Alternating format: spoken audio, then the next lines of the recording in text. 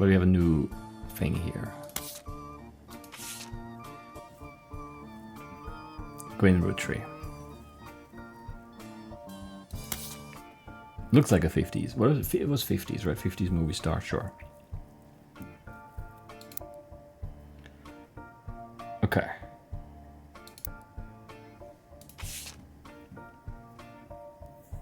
Let's look up, yeah, those two.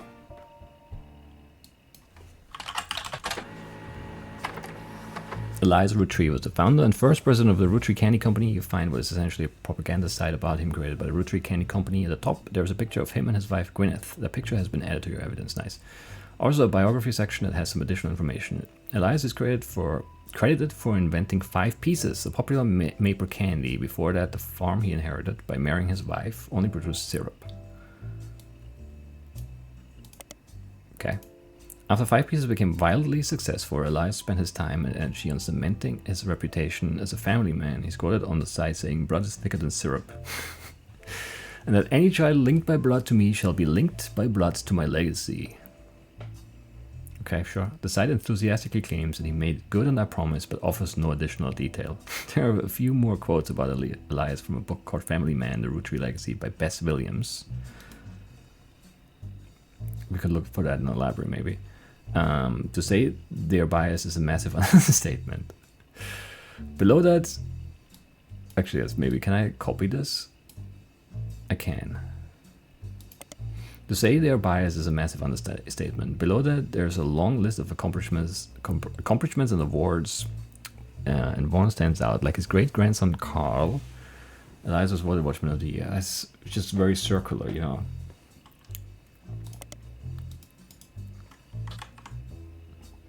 Okay, and then we wanna like, can I like, yes. Oh, it's the wrong way around though.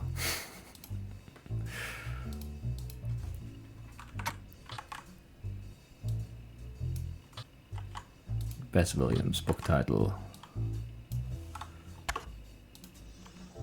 Family Man, Roottree Legacy. Published in 1920, hardcover, non-fiction anthology, an old book about Elias Roottree. There's no downloadable version available because the book is impossible to find these days. That's a shame. That is a shame. New system coming for 1999, preparing for Y2K Smart. Smart. Let's look at Gwyneth. You find some information on the website for the first Anderson Maper farm. There are a few pictures, including a famous picture of Elias and Gwyneth. Okay, and then it's Anderson. So we can do that now. You don't have any portraits? Didn't I print one? Didn't he say I printed one? Anyway. Gwyneth, Anderson.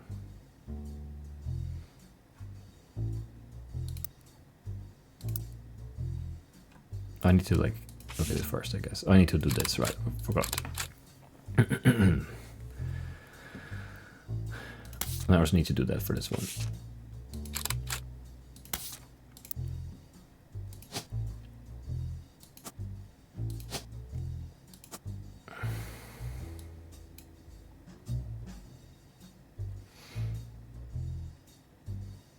Okay. Where were we?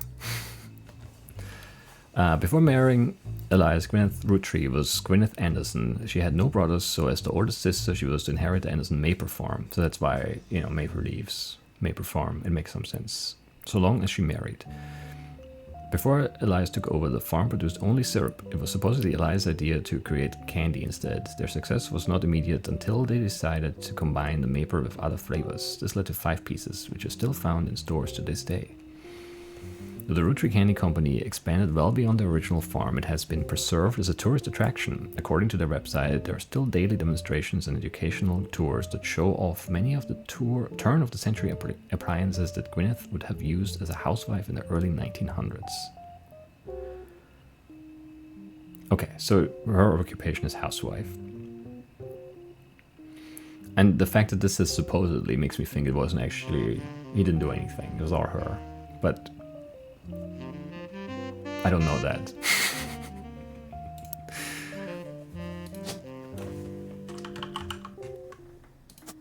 And he was, I guess, founder of profession. I mean, he was CEO, I guess, again. Kinda.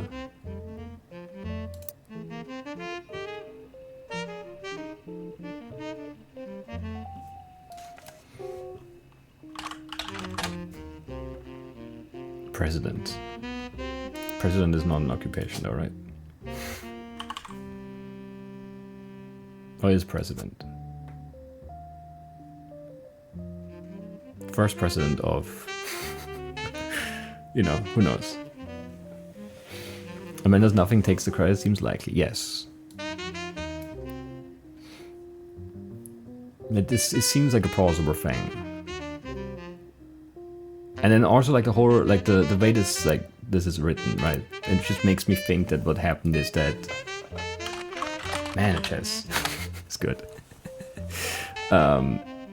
Older sister was to inherit the Anderson Maple farm as long as she married. She wanted to run the business, but she couldn't until she married, and she just married like a guy to be able to run the business. That's what it sounds like. It wasn't like, you know. Anyway, that's how I decided to read it for now. And maybe we'll find out more. Or maybe we won't. I need more names again. I forgot them more. I should have put them in my notebook. That's what I should have done.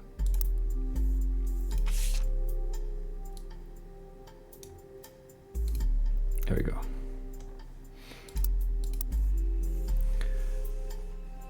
Carl, Elias, Gwyn, Red.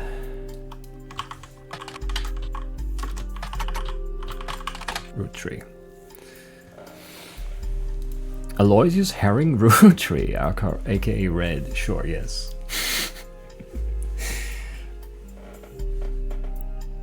You just needed a guy. It's just a guy. I guess that's his qualification. He was a guy. That's all. Aloysius Herring Roottree. I get going by nickname.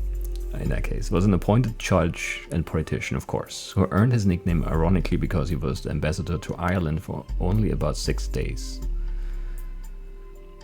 Okay, he served what some people contend is the shortest term in history. A few days after he was appointed, he was heard disparaging his position and the Irish people. Smart. He then tried to run for state senate. He claimed to be related to the Roottree Candy Company in a newspaper ad, but it came out that the last name was merely a coincidence and he was defeated in a landslide. Okay, so he's a fake Roottree, not a blood relative. We don't need to worry about him. But he's noteworthy though, so we need someone who's like on the thing but not related. How does that work?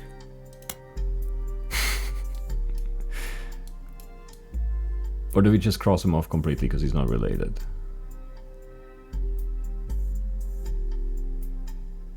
Okay, interesting. Well, we know that Gwyn got divorced too. And she was like in this row. So maybe that's Gwyn? Because these are just married. That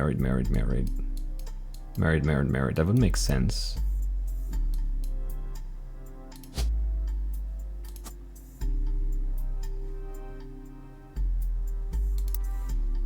Granddaughter.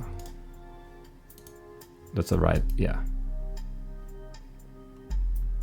Daughter? Took the name. Yeah, the husband took the name. And then, yes. This is Gwyn. Because she went through like an ugly divorce, it said somewhere. Active in the 1950s, somewhat well-known actress.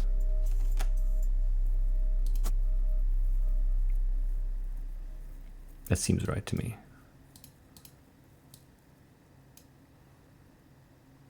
But something's wrong, otherwise it would lock in, right? Every time you get 3 additional blood relatives in the family, you complete the correct name, occupation, and portrait. So maybe that's not her then.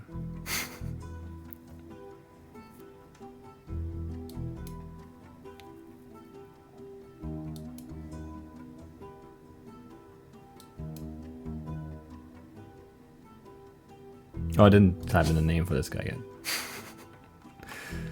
Not Carl, Elias. There we go.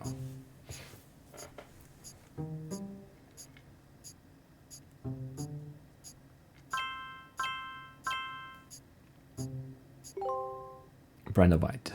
Booyah. Booyah indeed. Yes, red herring. Yes. Aloysius is a red herring.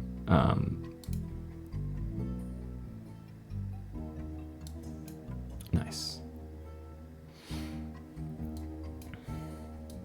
That's good progress. Where was it though? I was searching for paper. So red is a red herring. Jim Roottree. James Roottree is a singer who sings in the duo Jim and Diamond with his wife Diamond LaRue. The duo, according to many sources you find, is considered a one-hit wonder due to the disco song Roaring On Down to the City. There's no new evidence for that. The song is? We need to listen to that. Although Jim writes the majority of songs, plays the guitar and often sings, Diamond is considered by fans to be the band's lead singer. The band never had another hit, but has its fans who refer to themselves as Diamond's Dazzlers. The rest of the music is more folksy and acoustic than the one song they were known for. Makes sense. Jim and Diamond have continued to release music for the 80s and early 90s. Other albums you find mentioned are Cherry Tree, Sound of Laughter. Jim has become a bit of a recluse and hasn't made a public appearance since 1996. That's only 2 years.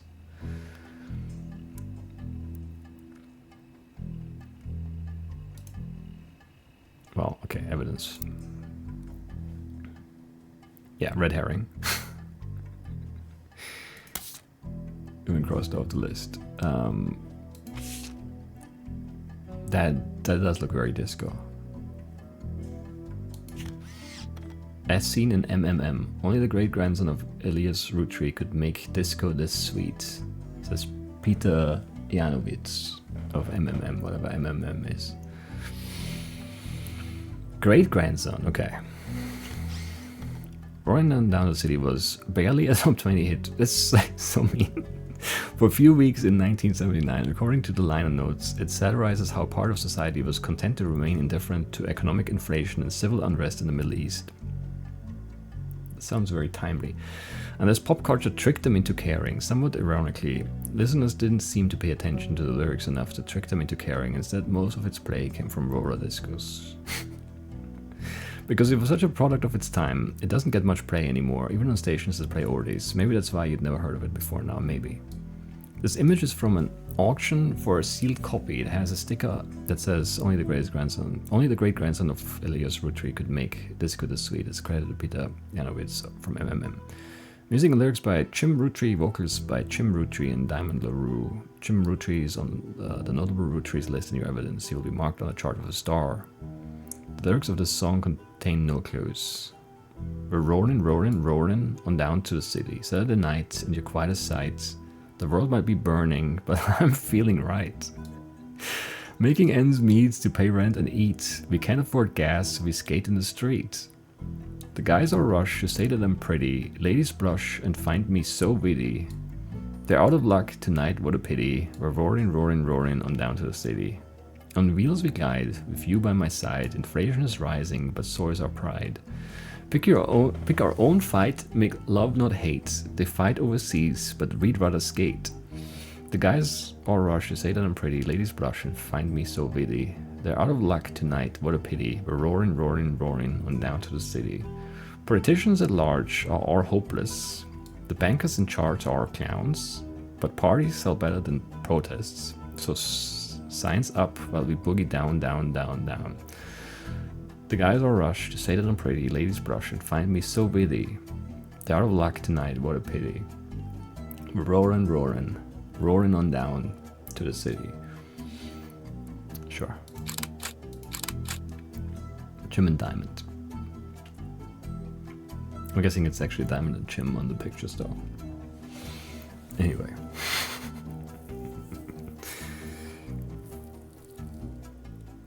Man, we do have recession pop returns on a 2025 bingo card. Does this count? Maybe yes. Yes, it's a nice. The lyrics are good. I want to listen to the song now. We're rolling, rolling, rolling on down to the sea.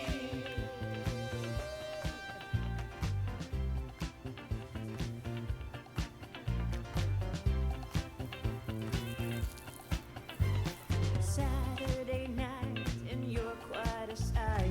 The world might be burning, but I'm feeling right. Making ends meet, so they rent and leave. We can't afford gas, so we skate in the streets. Guys all rush to say that I'm pretty. Ladies blush and find me so witty. They're out of luck tonight, what a pity. We're rolling, rolling, rolling on down to the sea.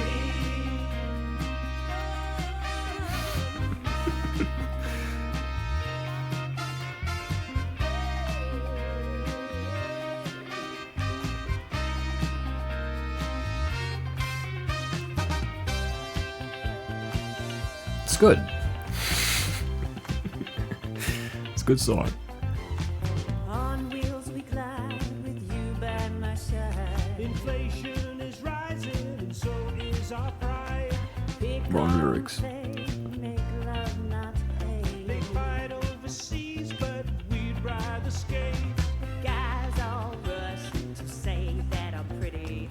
Ladies blush and find me so witty. They're out of luck tonight, what a pity. We're rolling, rolling, rolling on down to the city.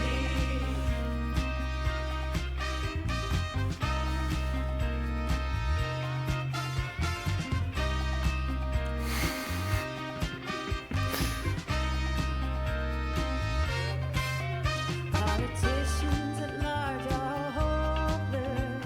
The bankers in charge are all clowns. Parties so better than protest. So signs up while we boogie down, down, down, down. Guys all rush to say that I'm pretty.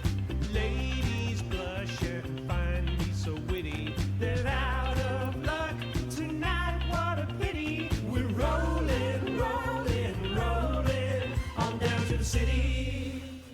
What a song. I mean, yeah, I'm glad I waited. Well, the chest comes back too, right? I'm glad we waited for the version with the music to play this, you know? If you would have played this, you know, a year ago, it wouldn't have had the song. And I mean, that just adds a lot, like, you know. Anyway, very disco indeed. Feels like an intro song to the next season of Queer Eye. It could, yeah, it does, you know. I wonder who recorded that. It's fun.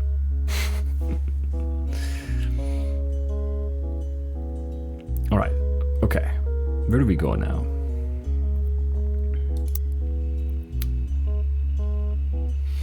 Let's look up,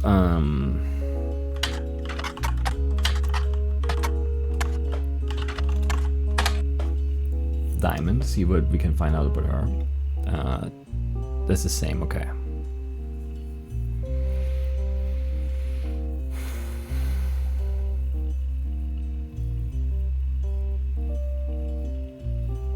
Anyway, wait, I didn't mark the thing, right? I should have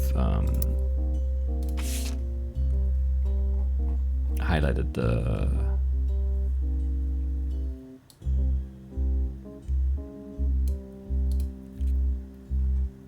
great grandson for Elias, whatever.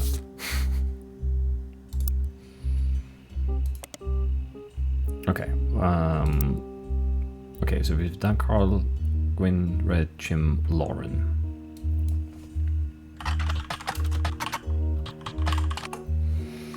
Author Lauren Roottree, a distant relative of the Roottree sisters, is known for her book A Life Between Wars. According to a website about famous authors in the early 1960s, Lauren released a few romance novels under her married name, Lauren Rafferty, to little fanfare. Okay.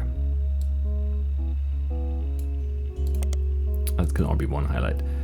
When her publisher learned she had been keeping diaries about her famous family, they insisted she release them under her original name, Lauren Roottree, to take advantage of her family's notoriety. The selection of diary entries, released in 1965 as A Life Between Wars, spans from the untimely death of her husband in World War II to coping with the post-war world as a young widow and mother, as well as her perspectives on changing times and socialites all the way through the entry into Vietnam. While the content is not considered particularly relevant to modern audiences, it has found new life as an exercise in high school English classes to show an evolution in writing style and for a look into life in previous generations. After the success of her diaries, her publisher re-released her romance novels under the name Lauren Roottree. This included Romance in Court, which gained popularity. She followed the re-release up by writing 2 new sequels, creating what fans refer to as the Court Chester series. You find no recent details about Lauren, though she is listed as retired. Okay.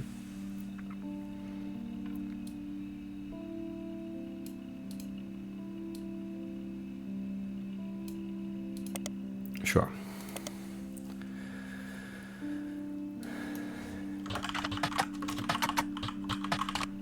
Let's look up which one. A Life Between Wars. I should have copied this. Published 1965. Okay, lots of stuff to print. Lots of stuff to print. It's a fast printer too. I feel like printers in 98 weren't that fast. Anyway. Republished 1993. It's a student edition, non-fiction. It seems you've hit the jackpot here. This is a book occasionally taught in schools. You even find a hardcover edition for students that has full-page, high-quality pictures in it, a summary of the contents of the book, photos, as well as some particularly relevant entries from the diary have been added to your evidence. Okay, lots of stuff there. And I want to know more about this one too. Can't type. A romance novel by Lauren Roottree. About the author blurb mentions she had inspiration from one of her brother Clancy's lectures on the Middle Ages.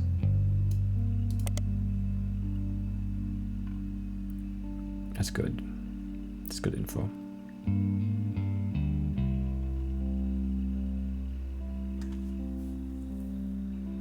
You'd read that? The romance novel is not a non-fiction. Non-fiction is gross. Yes. I don't know. Yes, though. Alright, what do we get? A Life Between Wars. Excerpts from the diaries of a Roottree. So this is Lauren, and this is husband. Captures the evolution in perspective from adolescence to adulthood. Butler County Times. They were around that back then too. Schoolbound Publishing. Sure. The below are notes and observations you made while skimming through Lauren Rootree's diary pages in A Life Between Wars. I'm really glad I don't have to actually like skim and take notes. It would take so much longer. Lauren Roottree is on the notable Rootrees list in your evidence. Yes. The book was published in 65, consists of diary entries that stretch from 40 to 65. Most important event that much of the diary and Lauren's thoughts revolve around was the loss of her husband Jacob. Jacob died in the final months of World War II while Lauren was pregnant. It's so annoying, like how many people died like late in World War II is crazy. Anyway, this left her to raise her son Clark alone. Lauren never remarried and only had one child. Like we looked, I looked with my mom and one of my aunts through like old like pictures and mail and stuff, like letters, not too long ago. And like so my grandma's cousin, so like not really like directly related to me. Yeah, my grandma's cousin. He died in World War II, but he died like it was basically the war was like over already, and then he still died. That's like such an annoying, you know. He didn't even like die like early in the war or whatever. It's just like it was actually already over. But there was still like some fighting. And I saw like he sent like his parents like letters, and I read some of those. It's kind of wild There's like one is like where he was stationed in Italy somewhere, and one is like him driving. Like he's like it's describing him. It's like very like nonchalant about it. Like he was driving like a supply thing, and then like a British plane attacked, and he just like he crashed like the car off the road and like abandoned it, but he was fine. But it's like such a weird thing to read like that. It's just like just how or here's what I've been up to recently. Almost got shot by a plane. So weird to read that stuff. And then there's one like from like I don't remember, is it 40? Must have been 45 maybe. Like January, and he's like apologizing for being late with like, the Merry Christmas wishes and all that stuff. It's just like such a weird like little like just getting a glimpse into that life. It's really weird.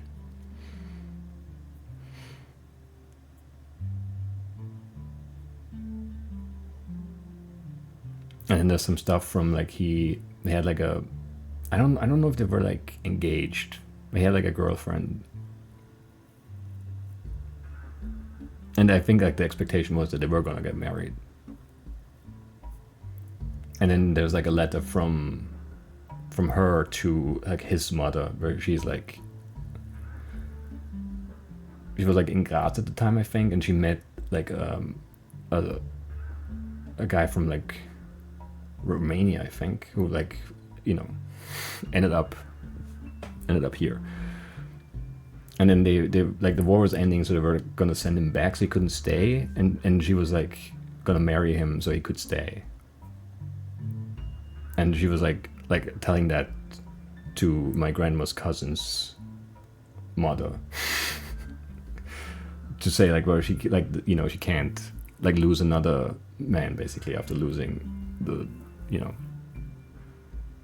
so she's gonna marry that one. And kind of like apologizing and like because it was like basically her future mother-in-law and then it didn't happen and all that. It's like really weird to read those. Like it's just very strange. Anyway.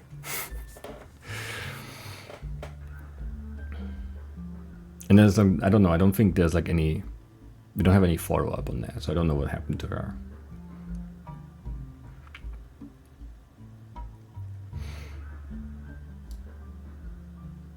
But yeah, it's just wild. Yeah, it's wild stuff. And it's just like it was like a drawer full of like old stuff, and like it's weird. There's like stuff, they're like passports from like 1890 or something, and and like birth certificates and like marriage certificates, and then like weird letters and I don't know, stuff from like later, from like the 50s, 60s. It's really weird because it was just like weird, like I don't know. And lots of it is hard to read because it's like handwritten, and like the old like handwriting is it's like different, like a different script basically. It's really hard to read.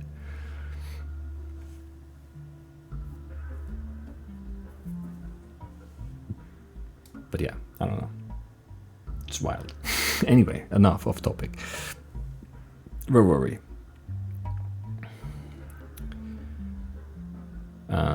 This left her to raise her son Clark.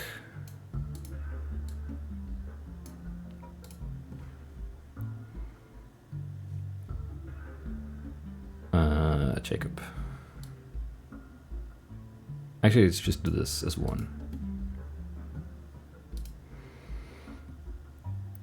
Lauren never remarried and only had one child. Actually, let's do this whole thing then. By skimming the pages of the diary, you glean the following information. She was the granddaughter of Elias and Gwyneth on her father's side. Her mother's family was called the Cossells? Cossells,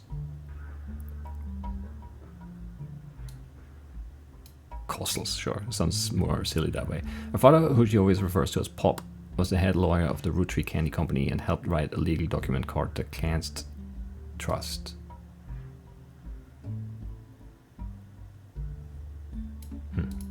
But we need a name. But we have the job. It's clear from context that the Roottrees have internal shorthand names for the different generations of their family. Lauren uses them all from 5 pieces. The first generation of children by Gwyneth and Elias. Lauren's father was in this generation. The next generation, Lauren's generation, the free spirits, the generation after Lauren's, including her son. That is very good information, actually. I mean, we knew the 5 pieces were the 5 kids. But knowing that that's like how they are referred to, like generationally, is kind of good to know for sure. Why is this still marked as new? What are more? An entry entitled Complaints from Lauren Roottree's Diary, written in 1953. This entry seems to focus specifically on one of Lauren's family members, Gwyn, who is on the notable Roottrees list. Okay. Seems everyone has something to complain about. Gwyn, as an only child, complained of loneliness. I told her that being expected to watch after 3 younger brothers didn't feel like a blessing, but it fell on deaf ears. Okay, so she has 3 younger brothers.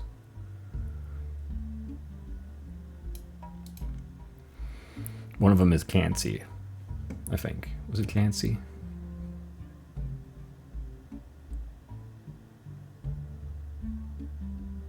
Brother Clancy. During the summer I went to stay with her and Aunt Margot. I hope she would be the sister I never had and that I'd do the same for her. I even tried to dye my hair blonde to fit in with the 2 of them.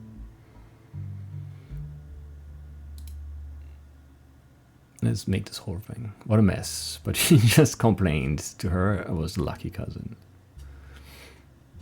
Let's add the what a mess. Now she's off living the glamorous life while I'm stuck here with Clark. That's the son, right? I must admit seeing her everywhere contributes to my unhappiness. Her visage stares at me even now from my coffee table. She gets to be in starlet and tell tales of how she gallivants around the world, kissing the likes of Harrison Lane and Wild Bill Williams. She's the first Roottree woman to be anything other than a housewife, and I'm jealous. If I were not a single mother, could I make my own way in this world? I think you could. You're also like a published author. I guess not at this point in time, but in the future, so yeah, you did accomplish something. But I'm off topic. Same as me. Same as me. The girl with all the luck in the world was jealous of me, and now, though I have been undoubtedly burdened by terrible tragedy, I'm also lucky to be born into a family that can support me for eternity. I can raise a child not like me in that sense. I can raise a child without worry, unlike countless other widows. If any of them were to hear me complaining, they would rightfully scoff, just like I do at Gwyn. Anyway, good night, Shawnee. Sleep well, sleep well.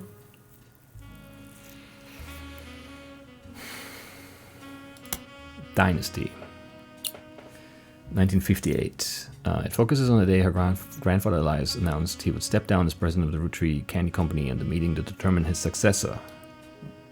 I wish I had been a fly on the wall today. Clancy told me that everyone got quite heated. Granddad was furious none of his sons would take over as president, but that's what he gets for holding on to it so long. With architects, preachers, and lawyers, nobody's got time for candy. So with the 5 pieces refusing to step up, it came down to us next gens. Pop argued at length that the company should stay with our branch of the family since we still have the Roottree name. I'm not even sure Clancy would have wanted it, but he's the one who was volunteered. Instead it ended up going to Zach. Even though his surname doesn't match the candy, he's the firstborn son of the firstborn 5-piece. I'm not sure how that's relevant to running a company, but Granted has always had very particular views when it came to his bloodline. I asked Clancy if it ever came up that a woman could take over after all. Angie's older than Zach and the next oldest of us all, but he just laughed. Rude. I would have punched him. I'll never forget the cuss words Pop used when he told Ma it wouldn't go to us. Mother, ever the quick-witted, at least with catty remarks, counted back maybe they wanted it to go to the only member of the family who looks like he samples the product. Okay, so Zach is fat. Or like, you know, heavy enough for that to make sense as like a catty remark, you know.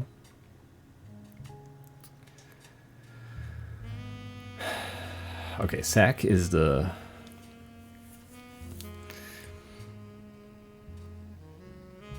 Firstborn son of the firstborn 5-piece.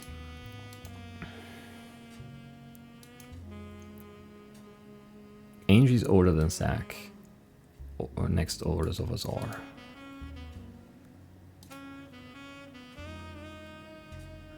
I don't know your parents' names yet. Anyway, more. Sam.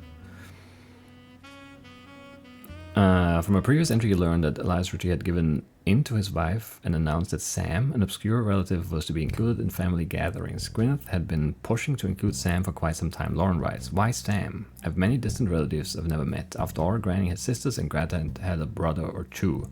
But I was told to trim their branches from the family tree. So why is Sam special? Nothing adds up. And I'm not the only one to realize." Ooh, intriguing. I wonder what's up with Sam. Angie summoned all of the next gens to a secret meeting in Zach's office. Gwyn's in Paris, but the rest of us, including Mirker's boys, spent ages trying to unravel the mystery. None of us had even met Sam until Uncle Junior's wedding to Patsy last year.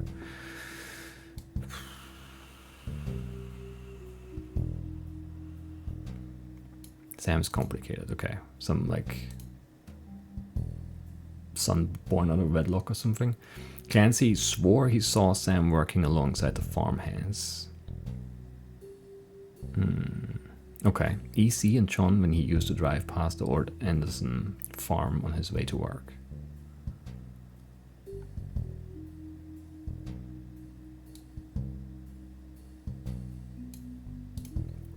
Too many highlights.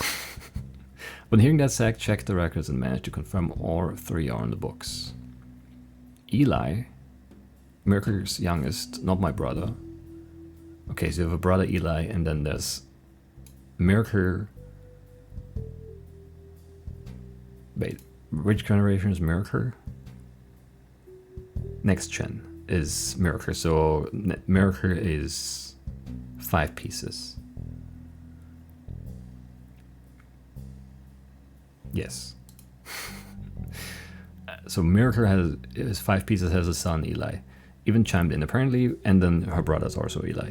Apparently, when he was riding his mini bike alongside the farm a few weeks ago, Sam gave him some old tools and taught him how to make the bike's engine faster. None of us think that proper for multiple reasons, but Eli certainly seems thrilled. Of course.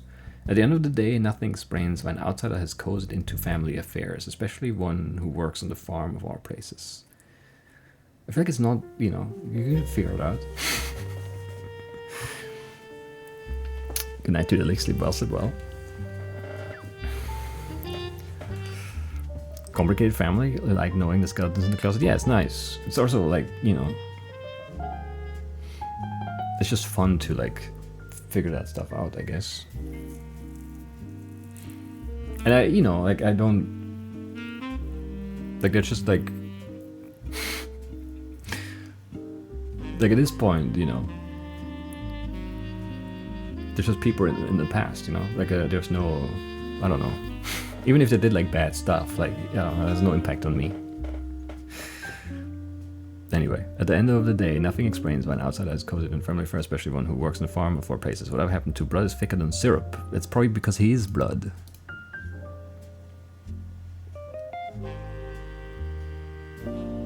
Just, I mean, like, I feel like you're like spelling it out without realizing it. Anyway. One of the final entries called Clark, 64. Clark's getting married and, in my opinion, far too young. He's barely 18, for God's sake. And Danielle is much older. But openly confronting them would make me a hypocrite. After all, Jacob and I got married at 16, yeah. Yeah. Clark, like the rest of his generation, is a free spirit. What else do you call a group of kids growing up with more money than any one person can spend? They are aspired to be musicians and artists and dancers and all sorts of nonsense. Twitch streamers. Only one who has any discipline is Carl, but that's because Pop forced Clancy to send him to the academy.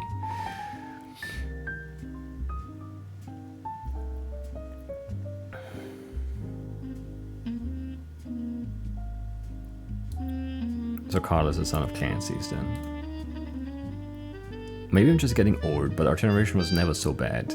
My brothers all seemed to pursue paths of knowledge, and the most rebellious thing any of us ever did was bring home someone who would be illegal to marry if we lived anywhere south of Pennsylvania. Pop seems to have gotten over it because Edward is set to take over his department once he retires. I don't know who Edward is though. Maybe the last brother. And as for me, my first published book, actually make this like that, maybe. More context. And as for me, my first published book, Swashbuckler My Heart, is based on the pirate stories I used to invent with Jacob when we were walking in the woods after Scour. I think he'd be proud that Clark and I are carrying on his name.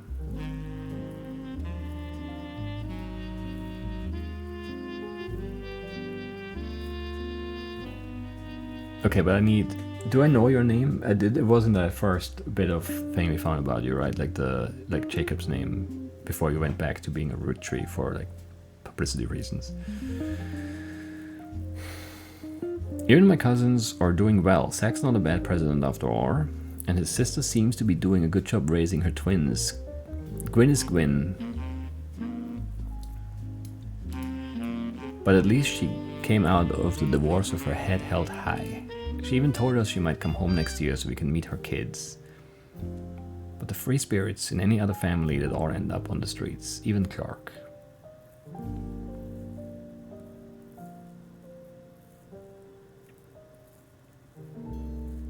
Yeah, okay. So that's all of that done. We have some pictures here. I have an eye patch. Laura's diary contains some labeled pictures. This is the 5 pieces. Caption: this picture was famous in our house. Pop even had it framed. That's him on the left. It was taken in 1935 to celebrate the move to the new warehouse that Eli Jr. designed.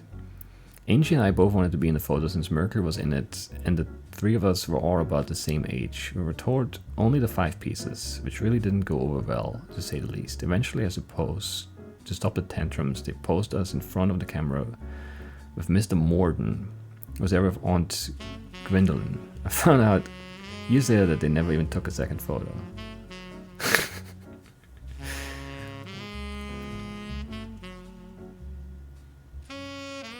So that's Lauren's father, Pop, on the left.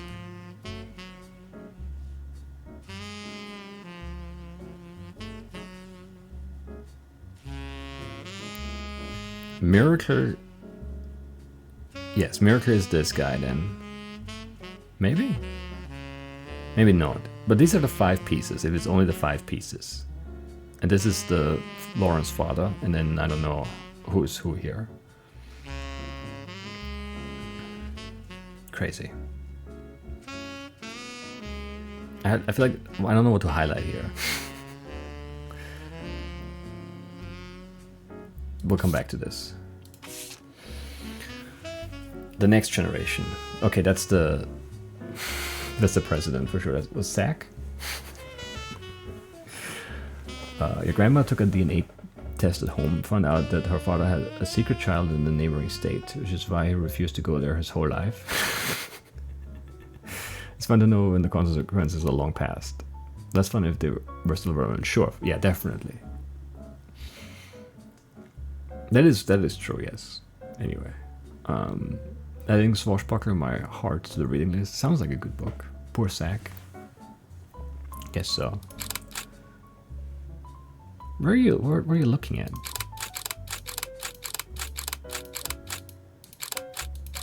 Too many next generations. Caption: an attempt to recapture the spirit of the 5 pieces photo with our generation. For old time's sake, we gathered on the warehouse floor. I wanted Eli to stand all the way on the left, since to me he looked a lot like Pop did in the old one. But I was outvoted by my brothers. They insisted the 4 of us stand together, and so we clumped up in the middle and let everyone filter in behind and in front of us. The only one too good to make an appearance was Gwyn. Grandma insisted to include Sam, even if we didn't want to. None of us understood why, including Sam. I also didn't think it fair Merker made it in, since he's technically a 5-piece. I guess my inner child still holds a grudge, even after all these years.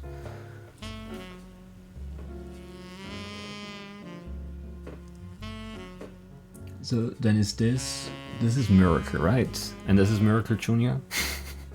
No, this is Miracle Jr. and this is, I don't know. Are there two Miracles? I don't remember now. This is Zack. And then this is Lauren plus 3 brothers in the middle.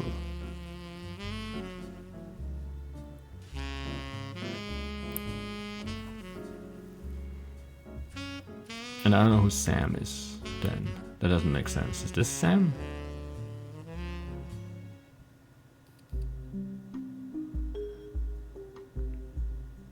And I don't know who you are then.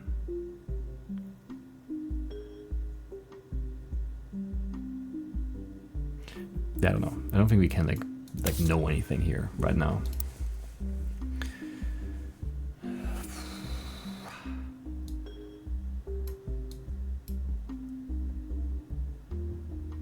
I think there's some stuff we can know here though.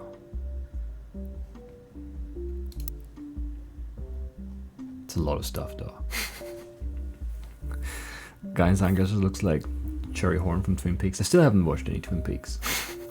Or maybe the Norm music's just sending you to Twin Peaks mentally, maybe.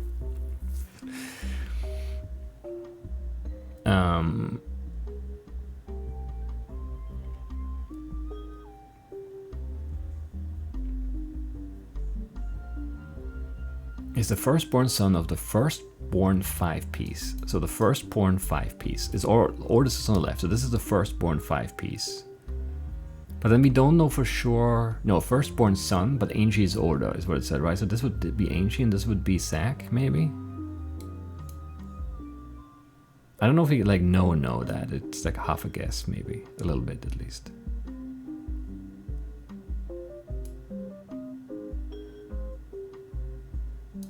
And then I don't know who the oldest 5-piece is.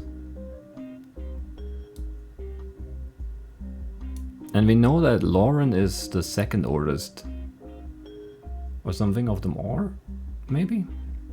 What was it exactly?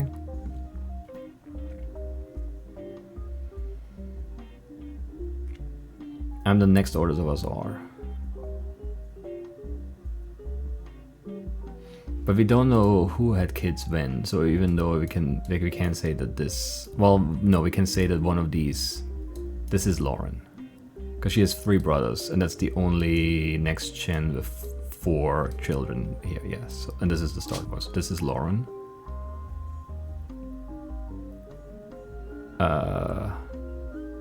Which one's her picture again?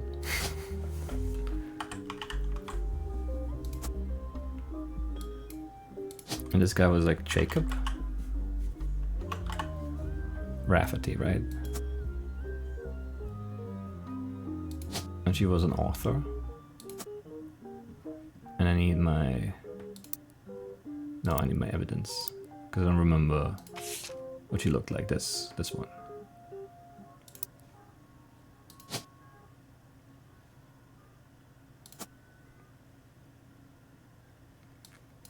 And then this is Clark Rafferty, who got married at 16.